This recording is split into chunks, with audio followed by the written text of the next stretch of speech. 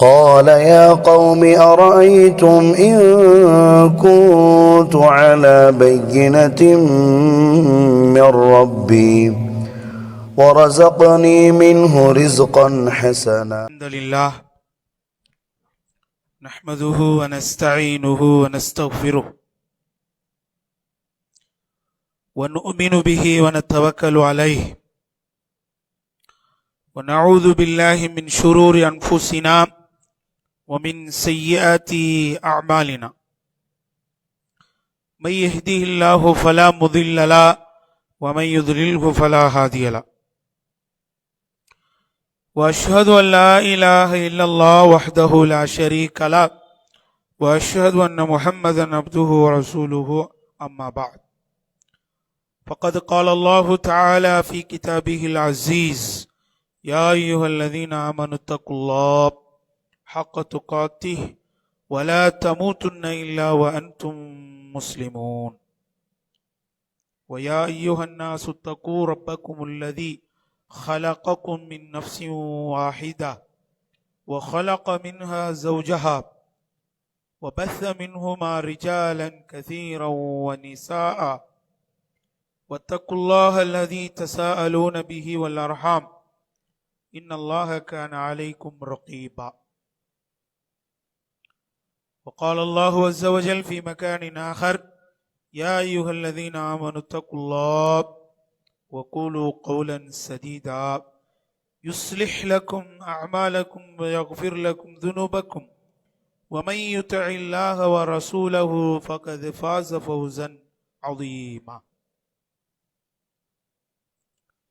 وقال نبينا صلى الله عليه وسلم في حديثه الشريف: إن خير الحديث كتاب الله وخير الهدي هدي محمد صلى الله عليه وسلم وشر الأمور محدثاتها وكل محدثة بدعة وكل بدعة ضلالة وكل ضلالة في النار. சலாத்தும் சலாமும்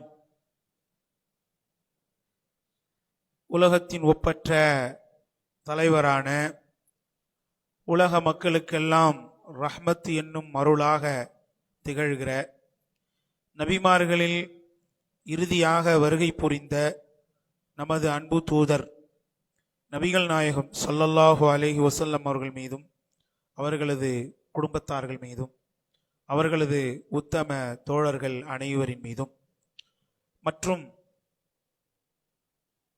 அல்லாஹுடைய அழைப்பை ஏற்று அவனால் கடமையாக்கப்பட்ட ஜும்ஆ தொழுகையை நிறைவு செய்வதற்காக அல்லாஹுடைய ஆலயத்தில் ஒன்று குழுமி இருக்கிற நம் அனைவரின் மீதும் என்றென்றும் நின்று நிலவட்டுமாக.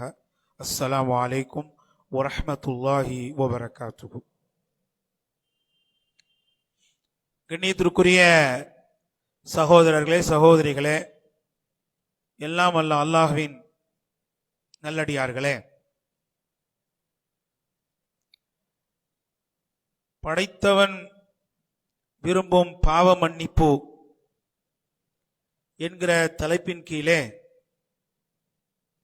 பாவ மன்னிப்பு தொடர்பாக அல்லாஹும் அல்லாஹ்வுடைய ரசூலும் என்ன அறிவுரையையும் ஆலோசனையையும் நமக்கு வழங்குகிறார்கள் என்பதை கொஞ்சம் கேட்டு அதன்படி நமது வாழ்க்கையிலே நாம் நடைபோட கடமைப்பட்டிருக்கிறோம்.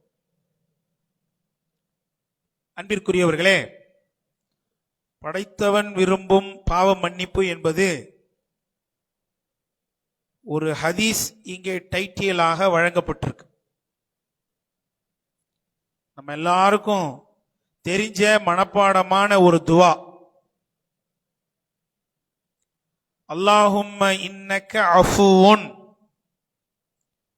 அல்லாஹ்வே நிச்சயமாக நீ மிகவும் மன்னிப்பவன், துஹிப்புல் அஃப்வ மன்னிப்பதை மிகவும் நேசிப்பவன், ஃபஅஃபு அன்னி எனவே என்னை மன்னித்து அருள் புரிவாயாக என்று நபிகள் நாயகம் ஸல்லல்லாஹு அலைஹி வஸல்லம் அவர்கள் அல்லாஹ்விடத்திலே பிரார்த்தனை செய்தது மட்டுமல்லாமல் நம்மையும் அது போன்று பிரார்த்தனை செய்யுங்கள் என்று கற்றுக் கொடுக்கிறாங்க. பாவ மன்னிப்பு என்கிற இந்த குணத்தை, இந்த சிறப்பு அம்சத்தை, இந்த உயர்ந்த நிலையை அல்லாஹ் மிகவும் நேசிக்கிறான். இந்த பாவ மன்னிப்புக்காக அல்லாஹ் நம்மை அழைக்கும் போது திருமறை திருக்குரானில் எப்படி அழைக்கிறான் என்றால், வஸாரிஉ இலா மக்ஃபிரத்தின் மிர் ரப்பிக்கும் வ ஜன்னத்தின் அர்துஹஸ் ஸமாவாத்து வல் அர்த், வானம் பூமி அளவுக்கு விசாலமான சுவனத்தை நோக்கியும் மன்னிப்பை நோக்கியும் நீங்கள் விரைந்து வாருங்கள். அதுல நாம வேகத்தை காட்டணுங்கிறான்ல. சொர்க்கம் எப்படி வானம் பூமி அளவுக்கு விசாலமானதா இருக்குதோ, அதே போன்று இறைவன் மன்னிக்கும் தன்மையிலும் விசாலமானவனாக இருக்கிறான். ஒரு மனிதன் இந்த உலகத்திலே வானளாவிய அளவுக்கு பாவங்களை செய்தாலும்,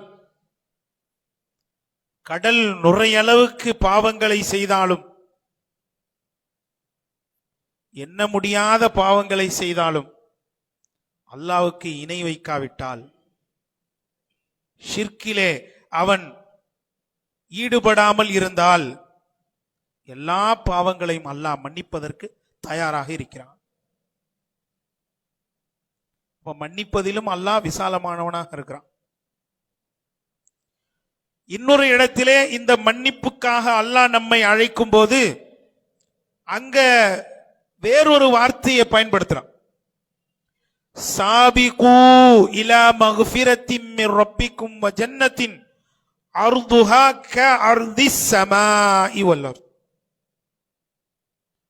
வானம் பூமி அளவுக்கு விசாலமான அல்லாஹ்வுடைய சொர்க்கத்தை நோக்கியும் அல்லாஹுவின் மன்னிப்பை நோக்கியும் நீங்கள் போட்டியிடுங்கள், ஒருவரை ஒருவர் முந்துங்கள் அப்படின்னு அல்லாஹ் சொல்றான்.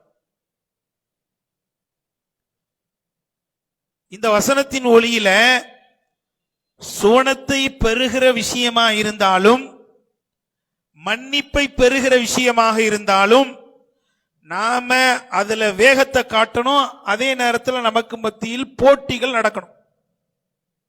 இதுதான் அல்லாஹ் இந்த வசனத்துல நமக்கு சொல்ல வர்ற செய்தி. அன்பிற்குரியவர்களே, கொஞ்சம் நமது வாழ்க்கையை யோசித்து பார்க்க வேண்டும். இந்த வசனத்தோடு நமது வாழ்க்கை ஓட்டத்தை கொஞ்சம் ஒப்பிட்டு பார்க்க வேண்டும். அல்லாஹ் அழைப்பது போல, அல்லாஹ் சொல்வது போல உண்மையில் நாம் சொர்க்கத்தை நோக்கி வேகமாக விரைகிறோமா? மன்னிப்பை நோக்கி வேகமாக விரைகிறோமா? அப்படிங்கறத கொஞ்சம் ஆய்வு செய்து பார்க்கணும். அல்லாஹ் நாடிய சிலரை தவிர பலரும் அதிலே அலட்சியமாக இருப்பதைத்தான் நாம் கண்கூடாக பார்த்து கொண்டிருக்கிறோம். சோனத்தை அடைய வேண்டும் என்கிற ஆசையும் பிரியமும் இலக்கும் லட்சியமும் இன்றைக்கு பலரிடத்தில் இல்லை. அல்லாஹ் என்னை மன்னிக்க வேண்டும், அவனது மன்னிப்பை நான் அடைய வேண்டும், அதற்காக இந்த உலகத்திலே என்ன அமல்களை வேண்டுமானாலும் நான் செய்ய தயார் என்ற நிலையிலே இருப்பவர்கள் மிக மிக குறைவு. விரல் விட்டு எண்ணக்கூடிய சிலரை தவிர பலரும் அப்படி இருப்பதில்லை. அன்பிற்குரியவர்களே, அப்ப நாம விரையாம இருக்கிறோம்னா அதனுடைய பொருள் என்ன? சோனத்தை நோக்கி வாங்க, மன்னிப்பை நோக்கி வேகமா வாங்கன்னு அல்லாஹ் அழைக்க, நாம் இன்னும் அந்த இரண்டை நோக்கி வேகமாக விரையாமல் பயணிக்காமல் இருக்கிறோம் என்றால் அதனுடைய பொருள் என்னவாக இருக்க முடியும்? நமக்கு சோனத்தை பத்தி சரியா விளங்கலன்னு அர்த்தம்.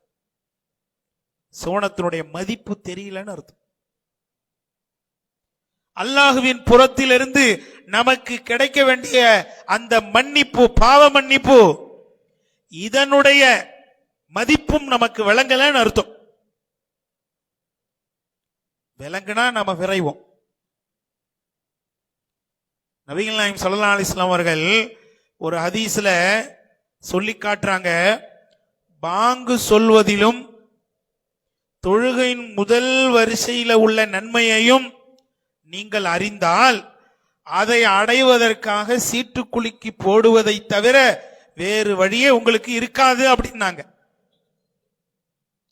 நான் கேட்கிறேன், எந்த பள்ளிவாசல்லையாவது பாங்கு சொல்றதுக்கும் முதல் சஃப்ல நிக்கிறதுக்கும் சீட்டுக்குலுக்கி போடப்படுதா?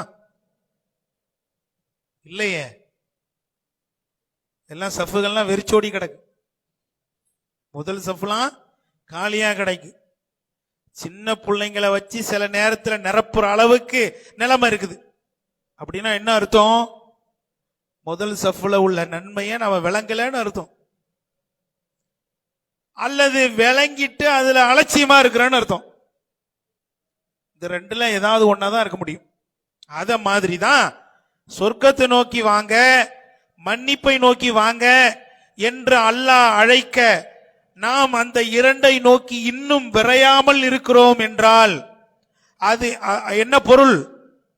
அந்த ரெண்டுடைய மதிப்பும் நமக்கு விளங்கல, அல்லது விளங்கினாலும் அதுல அலட்சியமா இருக்கிறோம்னு அர்த்தம். அன்பிற்குரியவர்களே, பாவ மன்னிப்பு அது மனுஷனுக்கு எவ்வளவு முக்கியமான ஒன்று. மனிதன் பலகீனமாக படைக்கப்பட்டிருக்கிறான். அந்த பலகீனத்திலே ஒன்று, அவனிடத்திலே தவறுகள் வரும். தவறு செய்யாம யாரும் இருக்க முடியாது. அப்ப தவறுகள் ஏற்படும் பொழுது அந்த தவறுகள் அப்படியே சேகரிக்கப்பட்டு கொண்டே அது நீடித்து கொண்டே இருக்கக்கூடாது. அதுக்கு வடிகாலாகத்தான் அல்லாஹ் தௌபா என்கிற பாவ மன்னிப்பை நமக்கு ஏற்படுத்தி வச்சிருக்கான். தவறுகள் செய்யும் போது உடனே அந்த தவறுல இருந்து விடுபட்டு அல்லாஹ்விடத்துல பாவ மன்னிப்பு தேடி என்ன செய்யணும்? அவன் பக்கம் மீண்டு விட வேண்டும். அந்த தவறை தொடர்ச்சியாக செய்து கொண்டும் அதிலே நீடித்து கொண்டும் இருப்பது முறையல்ல. அன்பிற்குரியவர்களே, இந்த தௌபாவின் பக்கம் அல்லாஹ் எப்படியெல்லாம் மனித சமுதாயத்தை அழைக்கிறான் பாருங்கள். இன்னொரு இடத்துல அல்லாஹ் சொல்றான், யா அய்யுஹல்லதீன ஆமனூ தூபு இலல்லாஹி தௌபத்தன் நஸூஹா. ஈமான் கொண்ட இறை விசுவாசிகளே, நீங்கள் அல்லாஹ்விடத்தில் கலப்பற்ற முறையில் தௌபா செய்து மீண்டு விடுங்கள். தௌபா செய்து மீண்டு விடுங்கள்னு அல்லாஹ் சொல்லாம இங்க ஒரு அல்லாஹ் அழகான வார்த்தையை பயன்படுத்துறான், கலப்பற்ற முறையில். அப்படின்னா என்ன அர்த்தம்? அந்த தௌபா என்பது வெறும் ஃபார்மாலிட்டிஸுக்காக இருக்கக்கூடாது. அந்த தௌபா என்பது வெறும் புதட்டளவிலே இருக்கக்கூடாது. அந்த தௌபா என்பது வெறும் நடிப்பாக இருக்கக்கூடாது. எப்படி இருக்கணும்? அதாவது தூய்மையான முறையில் உள்ளார்ந்து இருக்க வேண்டும் அப்படின்னு அல்லாஹ் என்ன செய்யறான்? சொல்லி காட்டுகின்றான். இன்னொரு இடத்திலே அல்லாஹ் அழைப்பு கொடுக்கிறான், அஃபலா யதூபூன இலல்லாஹி வயஸ்தக்ஃபிரூனஹு. அவர்கள் அல்லாஹ்விடத்திலே பாவ மன்னிப்பு தேடி அவன் பக்கம் மீள வேண்டாமா? பாவம் செய்யக்கூடியவர்கள் அல்லாஹ்வின் பக்கம் மன்னிப்பு கேட்டு அவன் பக்கம் மீள வேண்டாமா? மீள மாட்டீங்களா என்று அல்லாஹ் என்ன செய்யறான்? அழைப்பு கொடுக்கிறான். வதூபு இலல்லாஹி ஜமீஅன் அய்யுஹல் முஃமினூன் லஅல்லக்கும் துஃப்லிஹூன். ஈமான் கொண்ட இறை விசுவாசிகளே, நீங்கள் அனைவரும் ஒட்டுமொத்தமாக சேர்ந்து அல்லாஹ்விடத்திலே தௌபா செய்து மீண்டு விடுங்கள், நிச்சயமா நீங்க வெற்றி பெறுவீர்கள் என்று அல்லாஹ் குறிப்பிடுகிறான். தௌபாவின் பக்கம் நாம விரையணும், தௌபாவின் மேல ஆசை கொள்ளணும், தௌபாவை நமது வாழ்க்கையில தொடர்ச்சியா செய்யணுங்கிறத அல்லாஹ் எத்தனை மாடுலேஷன்ல நமக்கு சொல்றான் பாருங்க. ஏன் அல்லாஹ் இந்த தௌபாவை பத்தி பல இடங்கள்ல பல மாடலேஷன்ல நமக்கு சொல்றான். ஏன் சொல்றான்?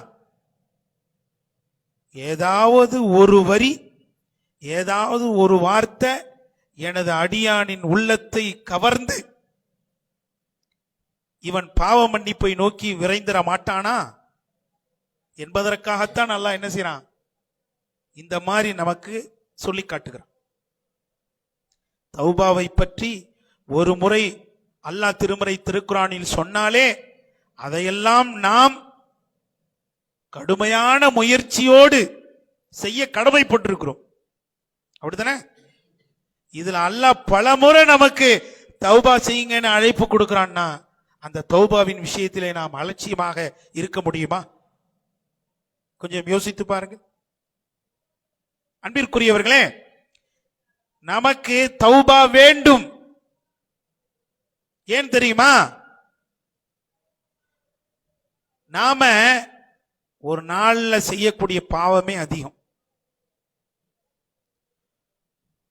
காலையிலிருந்து மாலை வரை ஒருவர் தனது வாழ்க்கையிலே செய்யக்கூடிய பாவத்தை எண்ண ஆரம்பித்தால் அவர் கன்ஃபியூஸ் ஆகிவிடுவார். தலை சுத்தி கீழே விழுந்துருவார். அந்த மாதிரி பாவங்களை நாம நிறைய செய்யறோம். சஹாபாக்கள் எல்லாம் தங்களுடைய பாவத்தை எண்ணினால் 1, 2, 3 என்று அவர்கள் தேடி பிடித்து எண்ணிவிடலாம். ஏன்னா அந்த அளவுக்கு தான் அவங்களுடைய வாழ்க்கையில பாவம் இருந்துச்சு. குர்ஆனும் ஹதீஸும் அவர்களுடைய வாழ்க்கையை பக்குவப்படுத்திச்சு. குர்ஆனும் ஹதீஸும் அவர்களை நன்மையின் பக்கம் விரைய வைத்தது, பாவத்தில் இருந்து தூரப்படுத்திச்சு. இன்னைக்கும் குர்ஆன் இருக்கு, ஹதீஸ் இருக்கு. ஆனா அது நம்மை பாவத்திலிருந்து தூரப்படுத்தல, நம்மளை பக்குவப்படுத்தல. அதனாலதான் நம்ம இடத்துல பாவம் நிறைந்து காணப்படுது. காலையிலிருந்து மாலை வரை கண்ணால் செய்யக்கூடிய பாவம், காதால் செய்யக்கூடிய பாவம், கையால் செய்யக்கூடிய பாவம், காலால் செய்யக்கூடிய பாவம், சிந்தனையால் செய்யக்கூடிய பாவம் என்று அப்படியே நாம என்ன ஆரம்பிச்சோம்னா அது நிறைய போய்கிட்டே இருக்கும் லிஸ்ட். அப்ப நமக்கு பாவ மன்னிப்பு தேவையா இல்லையா? அன்பிற்குரியவர்களே, நபிகள் நாயகம் ஸல்லல்லாஹு அலைஹி வஸல்லம் அவர்கள் சொன்னார்கள், ஒரு ரமலானுக்கும் இன்னொரு ரமலானுக்கும் இடைப்பட்ட சிறு பாவங்கள் ஒரு மூமினுக்கு மன்னிக்கப்படுது. ஒரு ஜும்மாவுக்கும் இன்னொரு ஜும்மாவுக்கும் இடைப்பட்ட சின்ன பாவங்கள் ஒரு மூமினுக்கு மன்னிக்கப்படுது. ஒரு தொழுகைக்கும் இன்னொரு தொழுகைக்கும் இடையில உள்ள சின்ன பாவங்கள் ஒரு மூமினுக்கு மன்னிக்கப்படுது அப்படின்னு சொன்னாங்க. சுப்ஹானல்லாஹ். அல்லாஹ் எவ்வளவு பெரிய கருணை புரிந்தவன் பாருங்க. நம்ம மேல எவ்வளவு பெரிய பேர் உபகாரம் செய்திருக்கிறான் பாருங்க. நிறைய நம்ம ஒரு நாள்ல பல பாவங்கள் செய்வோம், ஒரு வருஷத்துல பல பாவங்கள் செய்வோம் என்பதற்காக இந்த பாவங்களை எல்லாம் அழிக்கிறதுக்கு சிறந்த ஒரு ஏற்பாடை ரப்புல் ஆலமீன் பண்ணி வச்சிருக்கிறான். இதுல கவனிக்கிற விஷயம் என்னன்னா, 2 ரமலானுக்கு இடையில நம்முடைய பாவங்கள் மன்னிக்கப்பட்டாலும், 2 ஜும்மாவுக்கு இடையில நம்முடைய பாவங்கள் மன்னிக்கப்பட்டாலும், 2 தொழுகைக்கு இடையில நமது பாவம் மன்னிக்கப்பட்டாலும், இதையெல்லாம் தாண்டி பாவம் செய்கிற பலகீனத்தில் இருக்கிற கூடியவர்கள் தான் நாம. அப்ப நமக்கு தௌபா என்பது ஒண்ணு வேண்டுமா இல்லையா? அல்லாஹ்விடத்திலே நம்முடைய பாவங்களை கூறி முறையிட்டு அதற்காக வருந்தி அவன் பக்கம் பணிந்து மன்னிப்பு கேட்க வேண்டுமா இல்லையா? அன்பிற்குரியவர்களே, நபிகள் நாயகம் ஸல்லல்லாஹு அலைஹி வஸல்லம் அவர்கள் இந்த பாவ மன்னிப்பின் அருமையை புரிந்து வைத்திருந்தார்கள், முக்கியத்துவத்தை தெரிந்து வைத்திருந்தார்கள். அதனால தான் நபிகள் நாயகம் ஸல்லல்லாஹு அலைஹி வஸல்லம் அவர்கள் அல்லாஹ்விடத்திலே தான் செய்யாத பாவங்களை கூட முறையிட்டு அதற்காக மன்னிப்பு தேடினார்கள். நபி அவர்கள் ஒரு பிரார்த்தனையை இவ்வாறு செய்ததாக ஹதீஸிலே நாம் படித்திருக்கிறோம். அந்த ஹதீஸ்ல 10 பாவங்களை நபி அவர்கள் பட்டியலிடுறாங்க. இந்த 10 பாவங்களில் எதற்கும் நபி அவர்கள் பொருத்தமானவர் இல்லை. ஆனா எல்லா பாவங்களையும் நபி அவங்க அல்லாஹ் கிட்ட சொல்லி, அல்லாஹ் இந்த பாவத்தை எனக்கு மன்னிச்சிருன்னு கேட்கிறாங்க. வேணும்னா ஒரு பாவத்திற்கு அவங்க பொருத்தமானவர்களா இருப்பாங்க. என்னன்னு சொல்றேன். நபி அவர்கள் பிரார்த்தனை செஞ்ச பிரார்த்தனை என்ன தெரியுமா? அல்லாஹும் மக்ஃபிர்லி தம்பி குல்லஹு, யா அல்லாஹ் எனக்காக என்னுடைய எல்லா பாவத்தையும் மன்னித்து விடு. அவ்வலஹு வ ஆகிரஹு வ ஸகீரஹு வ கபீரஹு வ இல்மஹு வ ஜஹ்லஹு வ அந்தஹு வ ஹஸ்லஹு குல்லு தாலிக இந்தி. எல்லாம் என்கிட்ட ஏற்படக்கூடிய பாவம். யா அல்லாஹ் நான் முதலாவதாக செய்த பாவம், நான் கடைசியா செஞ்ச பாவம், நான் செஞ்ச சிறிய பாவம், நான் செஞ்ச பெரிய பாவம். யா அல்லாஹ் நான் வேண்டுமென்றே செய்த பாவம், நான் விளையாட்டாக செய்த பாவம். யா அல்லாஹ் நான் அறிந்து செய்த பாவம், நான் அறியாமல் செய்த பாவம். இந்த எல்லா பாவத்தையும் எனக்காக நீ மன்னித்து விடுவாயாக. நான் ரகசியமாக செய்த பாவம், நான் மக்களுக்கு தெரியும்படி வெளிப்படையாக செய்த பாவம், இந்த எல்லா பாவத்தையும் எனக்கு மன்னிச்சிருவாயாக என்று நபி அவர்கள் அல்லாஹ்விடத்திலே பிரார்த்தனை செஞ்சாங்களே. சொல்லுங்க, இதுல ஏதாவது நபிக்கு பொருந்துமா? மனிதன் என்ற அடிப்படையில சின்ன பாவம்னு ரசூல்லா சொன்னாங்க பாருங்க, அதுக்கு வேணா ரசூல்லா பொருத்தமா இருப்பாங்க. ஆனா அதையும் நபிக்கு அல்லாஹ் மன்னித்து விட்டான். எல்லா பாவத்தையும் அல்லாஹ் என்ன செஞ்சிட்டான்? நபிகள் நாயகம் ஸல்லல்லாஹு அலைஹி வஸல்லம் அவர்களுக்காக மன்னித்து விட்டான். முன்பின் பாவங்கள் எல்லாம் மன்னிக்கப்பட்ட மனிதர் அல்லாஹ்விடத்திலே இந்த 10 வரிகளை சொல்லி, 10 வார்த்தைகளை சொல்லி, இந்த 10 பாவங்களை சொல்லி மன்னிப்பு தேடுகிறார்கள் என்றால், நீங்களும் நானும் இந்த 10 வார்த்தைகளை சொல்லி அல்லாஹ்விடத்திலே மன்னிப்பு தேடுவதற்கு மிக பொருத்தமானவர்கள் என்பதை நாம் மறந்துவிடக்கூடாது. ரசூலை விட நாம தான் அந்த மாதிரி பாவத்தை அல்லாஹ்ட்ட சொல்லி நிறைய கேட்கணும். அன்பிற்குரியவர்களே, அப்ப என்ன பாவ மன்னிப்புடைய முக்கியத்துவத்தை நாம விளங்கி வச்சிருக்கிறோம்? பாவ மன்னிப்புடைய அவசியம் விளங்கினாதான் அதை நோக்கி நாம் விரைய முடியும். சஹாபாக்கள் நல்லா விளங்கி வச்சிருந்தாங்க. நபிகள் நாயகம் ஸல்லல்லாஹு அலைஹி வஸல்லம் அவர்களை தொடர்ந்து சஹாபாக்களும் இந்த பாவ மன்னிப்பின் முக்கியத்துவத்தை, அவசியத்தை நன்கு விளங்கி வைத்திருந்தார்கள். அதனாலதான் அவங்களும் பாவ மன்னிப்பை நோக்கி விரைந்தார்கள்.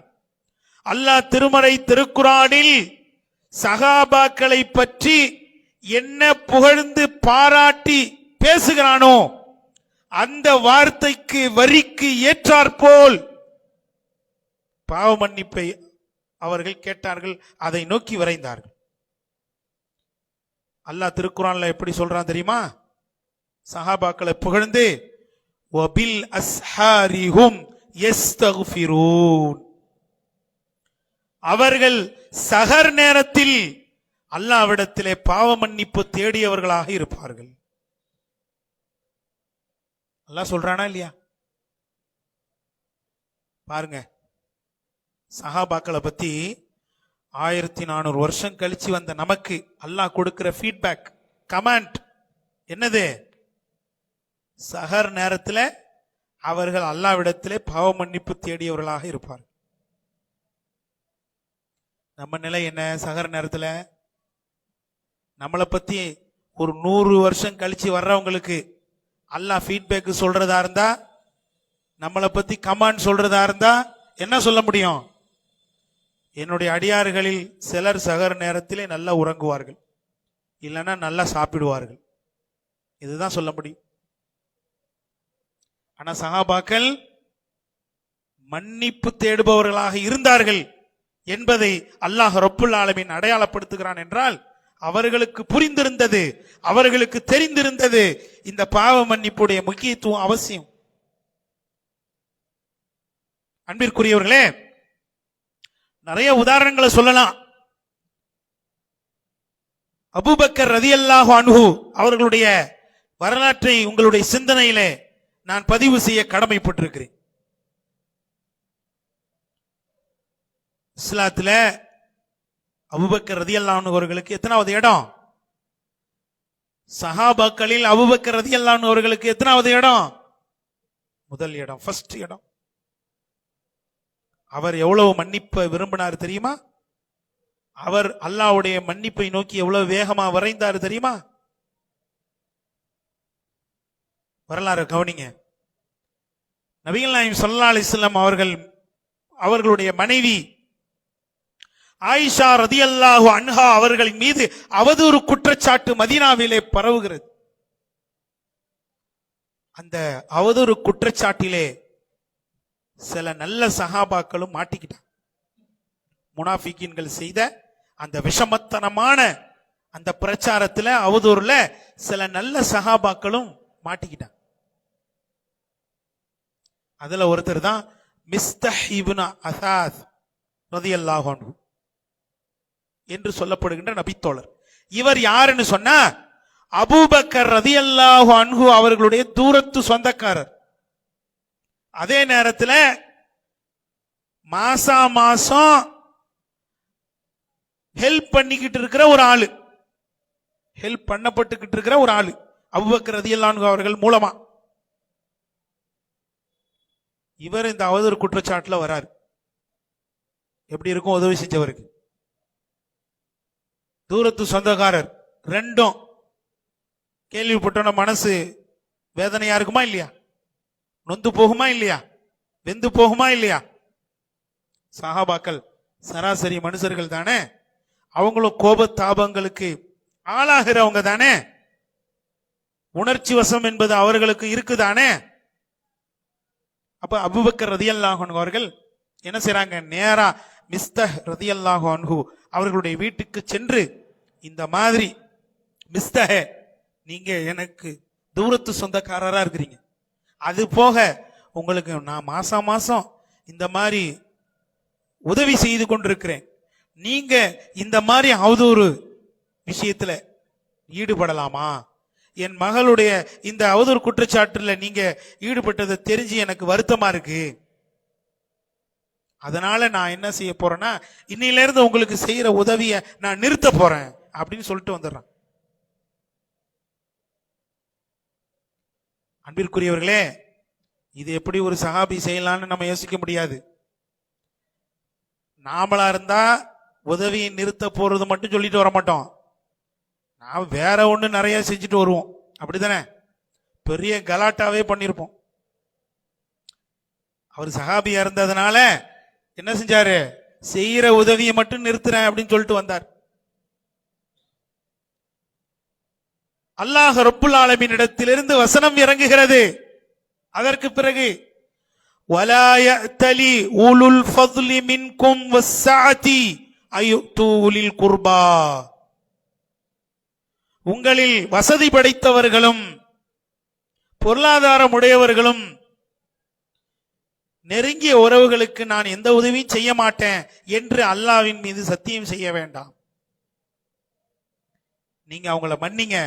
அலா துஹிப்பூன ஐ யக்ஃபிரல்லாஹு லக்கும், அல்லாஹ் உங்களை மன்னிக்க வேண்டும் என்று நீங்க பிரியப்பட மாட்டீங்களா?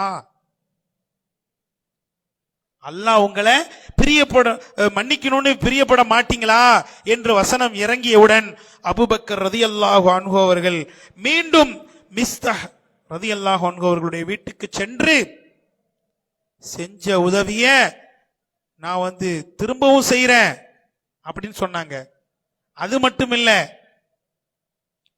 இரட்டிப்பா செய்யறேன்னு அறிவிச்சிட்டு வந்தாங்க. யோசிச்சு பாருங்க, செய்யற உதவிய இரட்டிப்பா நான் செய்யறேன், நீங்க செஞ்ச அந்த தவற நான் மன்னிச்சிட்டேன், அல்லாஹ்வுக்காக மன்னிச்சிட்டேன் அப்படின்னு சொன்னாங்க. மன்னிச்சிட்டேன்னு சொல்றது எப்படி? வெறும் உதட்டளவுல மட்டும் சொல்லல, அதை நிரூபிச்சு காட்டுனாங்க. நம்மளும் சில பேரை மன்னிப்போம், நான் உங்களை மன்னிச்சிட்டேங்க அப்படின்னு. ஆனா அதுக்கு பிறகு அவரை முகம் கொடுத்தே பேச மாட்டோம், அவர்கிட்ட பழகிறதே விட்டுருவோம். நம்முடைய மன்னிப்புலாம் அந்த ரேஞ்சில தான் இருக்கும். ஆனா சுப்ஹானல்லாஹ், அபூபக்கர் ரலியல்லாஹு அன்ஹு அவர்கள் இவரை மன்னித்து விட்டேன் என்பதை எப்படி நிரூபிச்சாங்க தெரியுமா? அவதூறு குற்றச்சாட்டுக்கு முன்னாடி நான் எவ்வளவு கொடுத்துட்டு வந்தனோ அதை உனக்கு இப்ப நான் இரட்டிப்பா தர்றேன் அப்படின்னு அபூபக்கர் ரலியல்லாஹு அன்ஹு அவர்கள் அறிவித்து வந்தார்களே. எதற்காக? அல்லாஹ்வுடைய மன்னிப்பு தனக்கு கிடைக்கணுங்கிறதுக்காக. அல்லாஹ்ட்ட இருந்து வசனம் வருது, அல்லாஹ் உங்களை மன்னிக்கிறத விரும்புங்க, பிறரை நீங்க மன்னிச்சா அல்லாஹ் உங்களை மன்னிக்கிறான் அப்படிங்கிற அந்த விஷயத்துக்காக அபூபக்கர் ரலியல்லாஹு அன்ஹு அவர்கள் அல்லாஹ்வுடைய மன்னிப்பை விரும்பினார்கள் என்றால், அன்பிற்குரியவர்களே, நீங்களும் நானும் இந்த மன்னிப்பை எவ்வளவு விரும்ப வேண்டிய தேவை இருக்கிறது. நம்ம நினைக்கலாம், இந்த மன்னிப்பை வேறொரு வழியில நாம அடைந்து கொள்ளலாம் என்று. அப்படி இல்லை. எந்த விஷயத்துல மன்னிப்பு இருக்கு, எந்த விஷயத்துல மன்னிப்பு இல்லைங்கிறது நமக்கு தெரியாது. அதனால இந்த பாவ மன்னிப்பு என்பது நமக்கு தேவையான ஒன்றாக இருக்கிறது. ஆகவே இதை அதிகமாக நமது வாழ்க்கையிலே செய்து படைத்த ரப்புல் ஆலமீனால் நேசிக்கப்படக்கூடிய நன்மக்களாக அல்லாஹ் ரப்புல் ஆலமீன் உங்களையும் என்னையும் ஆக்கி அருள் புரிய வேண்டும் என்று அல்லாஹ்விடத்திலே வேண்டி விரும்பி பிரார்த்தனை செய்து எனது இந்த முதலாவது உரையை நிறைவு செய்கிறேன். وآخر دعوانا أن الحمد لله رب العالمين.